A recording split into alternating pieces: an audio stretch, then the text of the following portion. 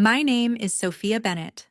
I'm 59 years old, and on the 22nd of December, I stood in my kitchen in Madison, Wisconsin, with my phone pressed to my ear while my brother calmly explained that Christmas Eve at the family house had become more of a high-level networking night, and that my presence would probably make everyone uncomfortable. He said it gently, almost professionally, like he was canceling a meeting instead of cutting me out of my own family. I remember staring at the framed photo on my counter while he spoke. In it, I was younger, laughing, flower on my cheek. Everyone crowded around me like I still belonged at the center of that picture. By the time the call ended, I no longer felt like a person in that frame. I felt like something someone had edited out. I didn't cry. I didn't beg. I just said, I understand, even though I understood far more than he realized. He thought he was pushing aside an older sister who no longer mattered. What he didn't know was that I had spent 25 years building the company he now used as a stage, and I had finally stopped confusing blood with loyalty. I spent Christmas Eve alone in my apartment. Then, just after midnight, my parents called, their voices shaking, asking me what was on the news. Before I tell you why, tell me something first. What time is it, where you are, and where are you watching from? I always wonder how far a story like this can travel. When people hear what happened later, they always assume the betrayal started with one dramatic moment. One signature, one lie, one dinner table explosion. It didn't.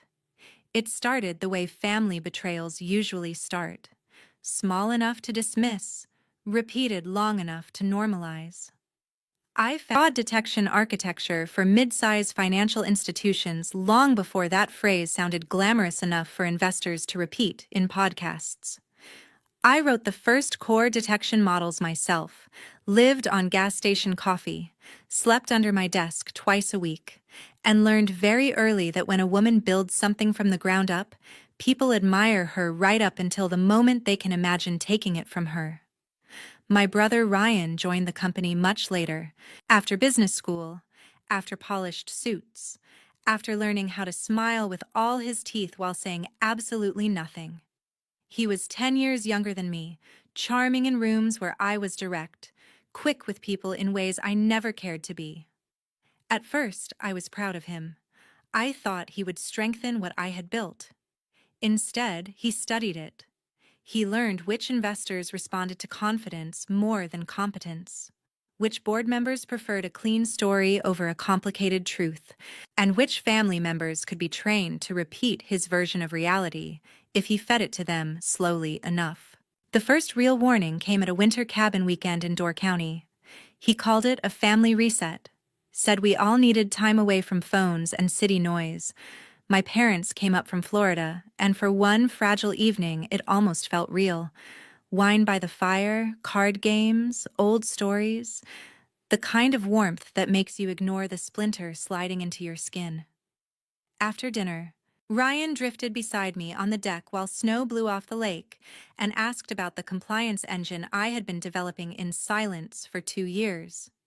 He framed it like admiration. Soph, how are you getting the model to flag layered behavior patterns without drowning analysts in false positives? It was the kind of question only someone paying close attention would ask. I answered, seeing the reflection of his phone screen in the glass door for half a second before he pocketed it. At the time, I told myself I was imagining it. Weeks later, I found phrases from that conversation in an internal strategy memo that had my brother's name all over it and mine nowhere. Not identical, not enough for a simple accusation, but close enough to make my stomach drop. When I confronted him, he smiled and said we were aligned thinkers. That was his favorite trick. He never denied the theft. He dissolved it, turned it into overlap, synergy, shared vision. Then he got to my parents before I did. Suddenly, I was hearing that I had become difficult, territorial, unwilling to share, maybe a little bitter about getting older in a young industry. My mother asked me why I couldn't just be happy Ryan was good with people. My father said I had always been brilliant but lacked polish. Lacked polish. I had built the machine they were now applauding, and somehow the family conversation had become about my tone. What made it worse was that part of me still wanted to believe I was overreacting. That is the cruelty of betrayal by family. Your instincts scream long before your heart will testify. So I started documenting quietly. Email threads, meeting notes, time-stamped development logs, repository snapshots, voice memos after every strange conversation. I met with an intellectual property attorney in Milwaukee under the excuse of a compliance conference and spent 4 straight hours creating the paper trail I should have created much earlier. He told me something I still remember word for word. The most dangerous thief is the one who believes access is ownership. I signed every document with shaking hands. He wanted a version of success where I became invisible inside my own life. And still, because families train us to hope against evidence, I gave him one more chance. I agreed to attend a private strategy meeting at Fingard and kept my explanation high level. I never gave him the proprietary framework. I never gave him the model weights or training pathways. But I underestimated how much a clever opportunist can steal from edges, structure, and confidence alone. He did not need the whole thing. He only needed enough to sell the illusion that it was already his. If you have ever been made to feel paranoid for protecting what you built, you know the loneliness of that stage. You begin asking yourself whether you are cold, selfish, ungenerous. In truth, you are usually just standing alone a few minutes ahead of the lie. The moment I stopped doubting myself arrived in Chicago in November, though I was not supposed to be there. Ryan told me the annual investor gala was a closed-door event. Routine. Nothing strategic. Mostly networking and donor maintenance. I might have believed him if he had not looked so pleased while saying it. That night, I was in my apartment reheating soup I barely wanted when a former colleague texted me a LinkedIn livestream link with one message. "Were you aware of this?" I clicked, and there he was on a stage under sapphire lighting with the Fingard logo spinning behind him, accepting an Industry Innovation Award for a transformational predictive compliance engine that was unmistakably based on the system I had built. He did not say my name once. He thanked the board, the advisory team, his wife, even our parents for teaching him resilience. Then he clicked through slides that made my chest go. Even one visual metaphor I had used in a private note months earlier, comparing hidden financial risk to weather forming below the radar line. I sat frozen on my couch while the comments flooded the live stream. Visionary, brilliant, future of compliance. And then the camera cut to the banquet tables, where my parents were smiling like they had personally engineered him. That was the night something in me hardened, not into rage. Rage burns too hot and too fast. What settled into me was precision. I called my attorney first. Then I called a journalist I trusted, a woman in New York I had met years before on a panel about regulatory ethics and invisible labor in tech. Her name was Tessa Monroe, and she had the kind of mind that did not get seduced by charm. I told her I was not ready to speak on record yet, but I wanted her to understand what I had. By the end of that call, she had gone very quiet. Then she said, "Sophia, if your documentation is what you say it is, this is not a family dispute. This is a fraud story wearing a family costume." That sentence changed everything for me. At the same time, Ryan escalated the isolation at home.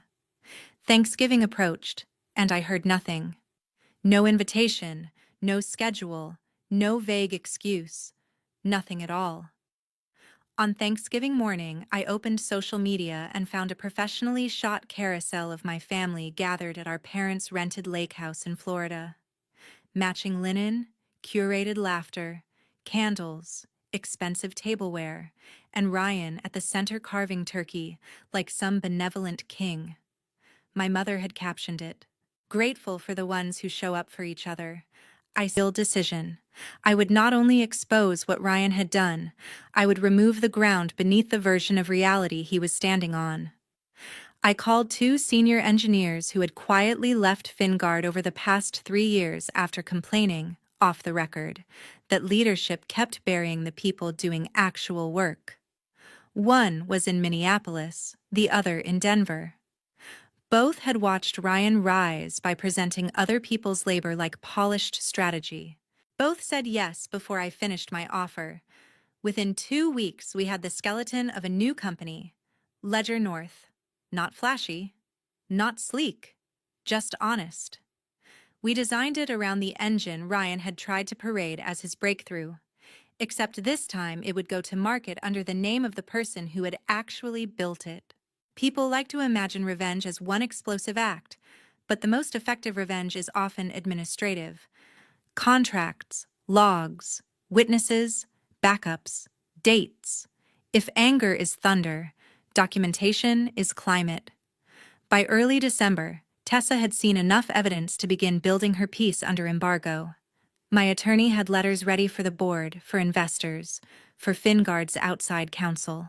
I had secured independent validation of my original development timeline from 2 academic specialists and 3 archived test environments. There would be no misunderstanding defense left when this broke. Then Ryan called 3 days before Christmas and told me not to come. He said the house would be full of clients, board contacts, people who might feel awkward given my recent tension with him. Recent tension. As if I were the social problem in a room full of theft. I listened until he finished, then asked one question. Does Mom know you're saying this to me? Ryan might have started the betrayal, but my parents had chosen the comfort of his version. Sometimes the deepest wound is not that one person harms you. It is that everyone else finds it more convenient to call the harm complicated. After that call, I sent Tessa a 2-word message. Green light. I authorized my attorney to deliver the investor packets at 11:50 p.m. on Christmas Eve. I scheduled Ledger North's quiet launch for 12:01 a.m., and then I made dinner for 1. Sat in my apartment with a glass of red wine I barely tasted, and waited for midnight to tell the truth. Christmas Eve was almost unbearably ordinary until it wasn't. That is what I remember most. The dishwasher humming, snow collecting on the balcony rail, a single candle burning beside the sink because I couldn't stand how empty the apartment looked without some small act of defiance against the dark. Around 9:30, I almost called everything off. Not because Ryan deserved mercy, but because I suddenly pictured the blast radius too clearly. My parents waking up to headlines. Fingard employees who had nothing to do with this losing security. My niece hearing adults whisper.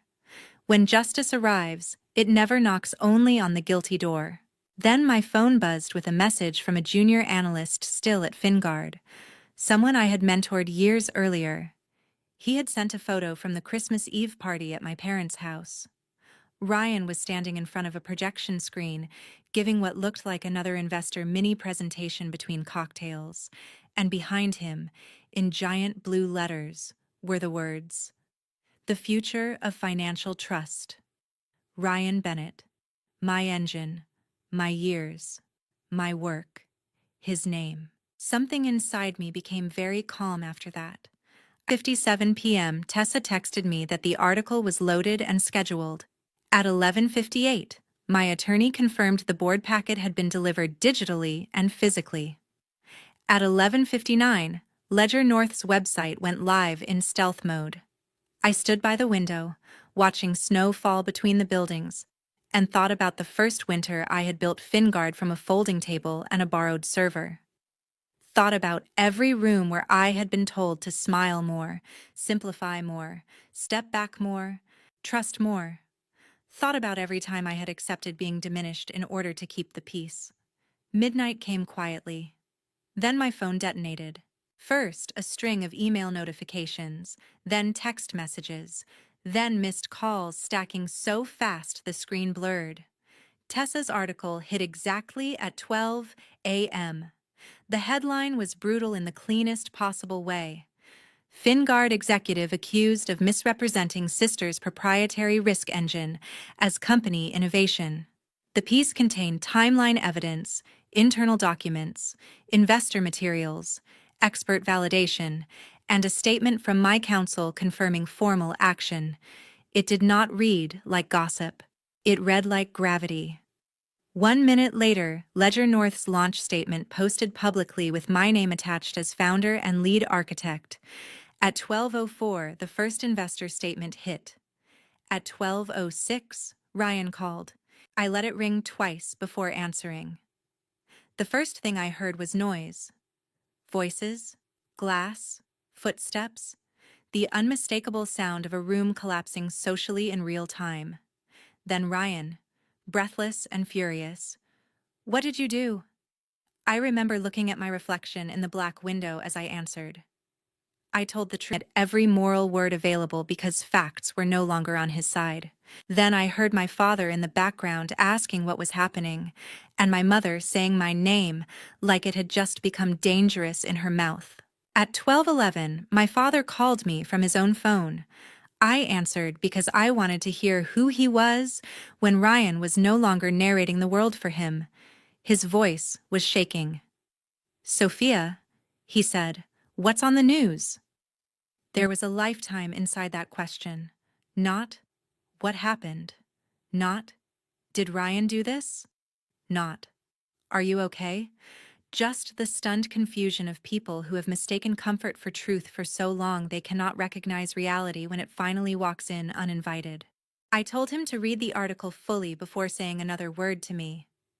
My mother got on the line next, already crying, asking why I would do this tonight of all nights. I said, because Ryan thought tonight would protect him. Then I hung up. More calls came. Investors, former colleagues, reporters, 2 board members, 1 woman from compliance who simply texted, I knew it. And beneath all of it was a strange ache I had not planned for. Not regret. Something harder to categorize. Grief, maybe, for the final death of the fantasy that my family would one day correct itself without being forced. Revenge stories are satisfying when told in one sentence. In real life, the victory arrives carrying a body. By 1 a.m., Fingard's emergency statement had been released. By 1:20, Ryan had deleted his social media. By 2, the board had suspended him pending investigation. I sat on my couch in the dark with my shoes still on, and realized no one had asked me the question invented, because public humiliation is one thing, institutional consequences are another. Fingard's board moved with the speed of people who suddenly understand their own names might be attached to the wreckage. By Christmas afternoon, Ryan was placed on immediate administrative leave. By the morning after that, the company's largest prospective partnership froze negotiations. Within the week, 2 investor groups threatened legal action over misrepresentation during fundraising conversations.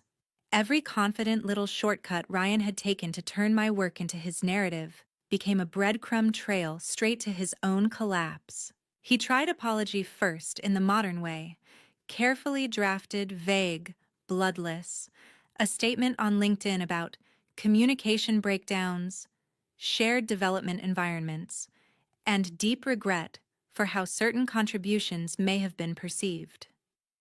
It lasted 38 minutes before backlash forced it down. Then came the second version, written by someone smart enough to know he had no room left for fog. He admitted he had presented work derived from my architecture. He admitted he had excluded me from strategic conversations. He even admitted that personal family dynamics had shaped professional decisions. What he still would not say was the central truth, that he had counted on my silence because I was family and because women are so often trained to confuse discretion with dignity. The part that satisfied people most was the part I had the least to do with. Once the story broke, others began speaking. A former product lead described Ryan's habit of borrowing frameworks in meetings and reframing them as executive synthesis. A compliance director detailed how female staff were routinely asked to be more collaborative when they challenged rigid for scale. There is nothing more dangerous to a polished fraud than a microphone handed to patterns. By New Year's week, Ryan was no longer a misunderstood executive under pressure. He was becoming what he had always feared most, a cautionary example. His personal life split open almost as fast. His wife, Elise, moved out of their condo in Chicago with their son after lawyers began calling the house. She later sent me a short message I still think about. "I'm sorry I ever believed the version of you I was given." My parents, who had spent years treating Ryan's ambition like evidence of destiny, suddenly found themselves uninvited from the very circles they had used him to impress. Friends who once praised his drive now called him reckless. Men my father had boasted to on golf courses stopped returning texts. My mother's Christmas photos disappeared from her account. That part should not have mattered to me, but I would be lying if I said I felt nothing watching the social architecture they prized more than honesty crack under the weight of actual facts. And yet the story did not become simple. Fingard announced layoffs in the second week of January. Not total collapse, but enough to turn celebration into ash in my throat. These were not the people who had stolen from me. Many had done good work under bad leadership. I spent 2 straight days on calls with my co-founders at Ledger North, creating a priority hiring track for displaced Fingard staff in engineering, regulatory analysis, and client infrastructure. We could not save everyone. That haunted me. But we moved quickly enough to bring over 11 people within the month, including one single mother in Milwaukee who called me crying after signing her offer because she had been sure she would lose her home. That was when I had known that truth would wound more than the liar.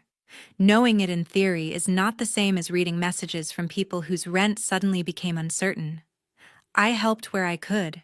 Letters, introductions, referrals, direct bridge payments in 2 cases through a quiet hardship fund we set up without publicity. Some nights, though, I still lay awake wondering whether there had been a version of justice that spared more people. I do not think there was. But uncertainty is part of the price of conscience. Anyone who tells you revenge feels clean has never had one that mattered. Ryan called me again 2 weeks after New Year's. For the first time in his life, he did not sound strategic. He sounded stripped. He had resigned by then, effective immediately, with the board preparing to pursue recoupment actions tied to compensation and misrepresentation exposure. He told me he had sold the condo, told me Elise had filed for separation, told me our parents were devastated. Then he said the line I had waited years to hear and found no joy in hearing. "I knew you would stay quiet because you always protected the family more than I did." I did not respond for several seconds. Finally, I said, "No, Ryan. I protected the illusion longer than I should have." He cried after that. Actual crying, not performance. I listened, because I wanted to know whether remorse sounded different from collapse. It did. Remorse is less interested in being comforted. He said he had spent his whole adult life feeling like the room changed when I entered it, like my competence took oxygen from his ambition. "Then, you should have built your own air," I said, "not learned to breathe through my lungs." By February, the lawsuits were real. Fingard reached the peculiar silence reserved for people who made themselves radioactive in elite circles. My parents wanted family reconciliation immediately, of course. Disaster always makes enablers crave quick ceremony. My mother left crying voicemails about how none of this had been worth losing each other. My father asked whether public victory had made me happy. I never answered that question directly because happiness had never been the point. The point was that I would not die watching someone else wear my life like a suit tailored for him. Success arrived faster than healing, which is another truth people rarely advertise. Ledger North grew because the engine worked, because clients responded to accuracy, because trust still has market value when it is offered before marketing language gets to it. By spring, we had signed regional banking groups in Wisconsin, Minnesota, and Illinois. By summer, we were in talks with a national credit infrastructure partner. My face appeared in magazines I never used to read. Panels invited me to speak about women in fintech, founder invisibility, ethics in scaling innovation. And everywhere I went, some version of the same confession found me, a woman in compliance whose male manager kept presenting her work as team refinement. A 53-year-old data architect told she was brilliant, but no longer client-facing enough to lead. A founder pushed out of her own company after teaching her younger co-executive everything he needed to displace her. My story stopped belonging only to me. That was both burden and balm, but private life moved more slowly. Ryan did not rebound. He relocated to Milwaukee, rented a one-bedroom apartment above a dental office, and took an entry-level operations role at a mid-sized logistics software company. Wrote back, "Good.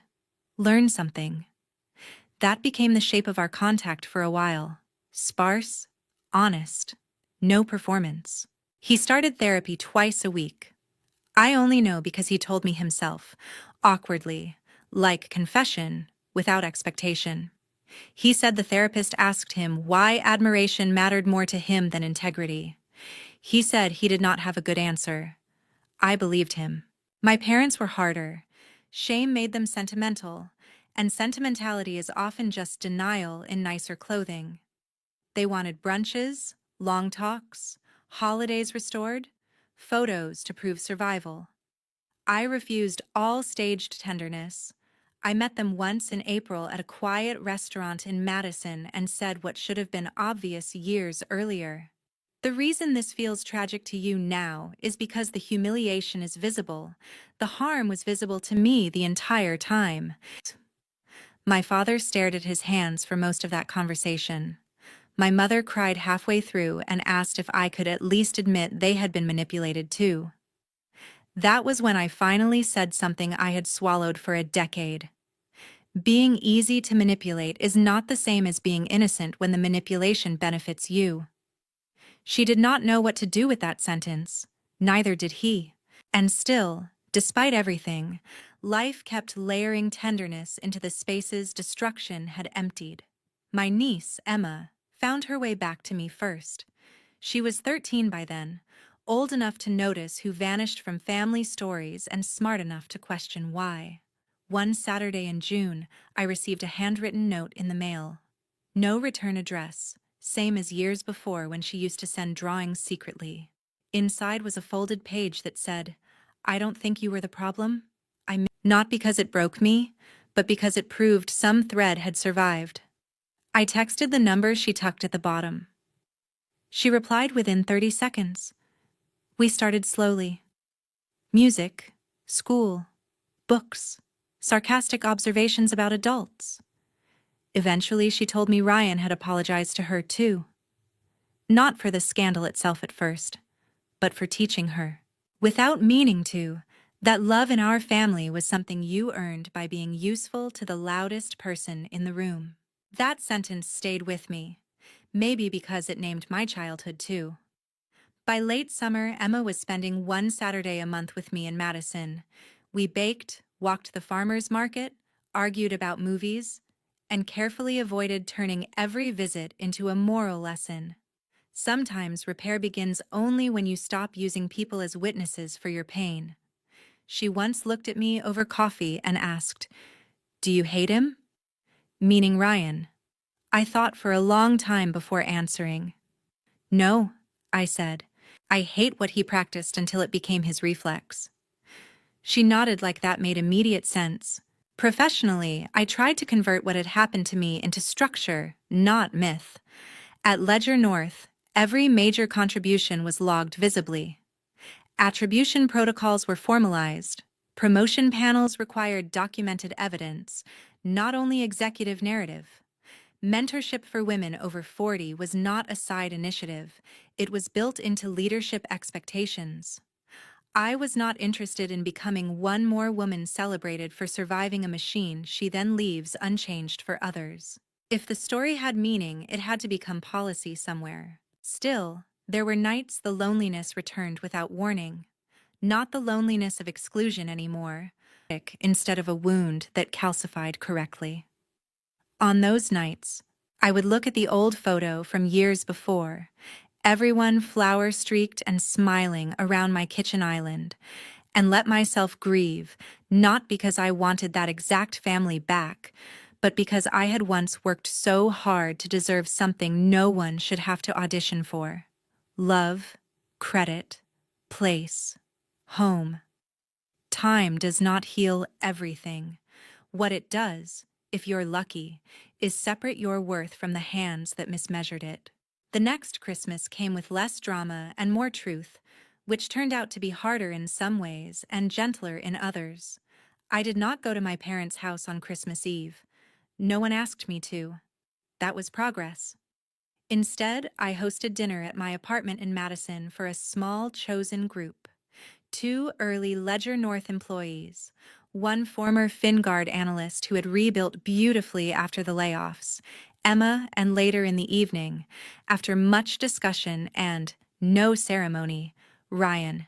Not because everything was repaired, not because he had earned restoration in 1 year, simply because some consequences are served best not by exile, but by proximity to the life you damaged and no longer control. He arrived with a pie from a bakery down the street and the careful posture of a man who had finally learned that entrance is a privilege, not a birthright.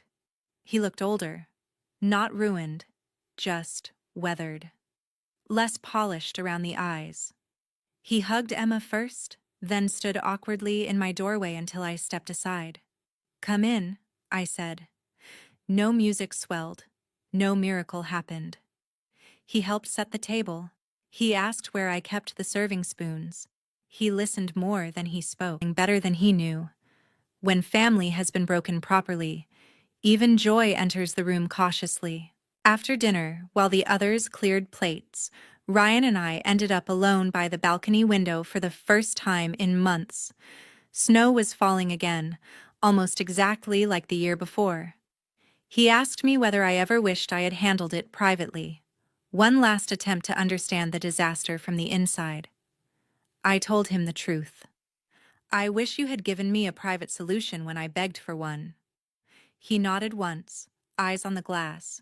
Then he said, "I'm beginning to understand that I didn't just steal work. I stole context. I made everyone think your value was optional."